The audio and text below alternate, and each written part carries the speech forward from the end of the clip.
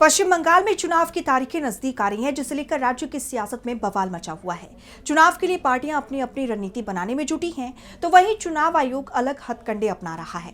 इस बीच सपा प्रमुख अखिलेश यादव ने बीजेपी और चुनाव आयोग पर निशाना साधते हुए सीएम ममता को लेकर बड़ा दावा किया है। तो क्या कहा है अखिलेश ने और क्या है ये पूरी खबर, जानेंगे इस रिपोर्ट में। बंगाल में जैसे जैसे चुनाव की तारीखें करीब आ रही हैं, वैसे वैसे पार्टियां अपनी तैयारी तेज कर रही हैं। रैलियों का दौर जारी है और आरोपों के सिलसिले भी थमते नहीं दिख रहे।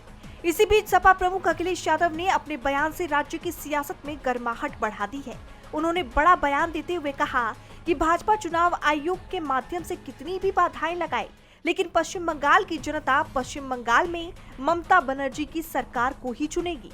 और कितनी भी पाबंदियां लगा ले Bharatiya Janata party election commission के माध्यम से, लेकिन वेस्ट बंगाल की जनता एक बार फिर ममता बनर्जी जी को वहां पर चुन करके भेजेगी। अखिलेश यही नहीं रुके, उन्होंने सीएम ममता की तारीफ करते हुए आगे कहा, बंगाल के हर स्तर पर जो उन्होंने खुशहाली लाने का काम किया, और मुझे खुशी इस बात की कि कभी नेताजी ने कन्या विद्याधन और समाजवादी सरकार ने महिलाओं के लिए नारी शक्ति, उसके सम्मान और समृद्धि के लिए जो काम किए थे, वो बंगाल में आज बड़े पैमाने पे चल रहे हैं। वहां की करोड़ों माताओं को बिना भेदभाव के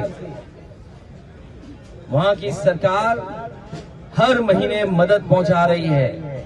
और इस बार तो बजट में उन्होंने बढ़कर के तय किया है कि जो पिछड़ी, दलित और अल्पसंख्यक महिलाएं हैं और सामान्य वर्ग की महिलाएं, उनको विशेष वहां पर सुविधा, और जिस तरीके से समाजवादी पेंशन उत्तर प्रदेश में चली थी, वही और उससे बेहतर योजना बंगाल में चल रही है। महिलाएं और बंगाल के लोग ममता बनर्जी के साथ खड़े दिखाई दे रहे हैं। जैसे आप जानते हैं कि बंगाल में 23 और 29 अप्रैल को मतदान होना है, जिसमें अब गिनती के दिन बचे हैं।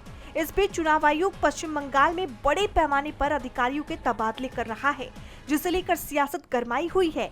बंगाल सरकार लगातार आयोग और बीजेपी पर निशाना साध रही है और अब अखिलेश के इस बयान ने बीजेपी के लिए एक बड़ी मुसीबत खड़ी कर दी है। डीबी लाइव की रिपोर्ट।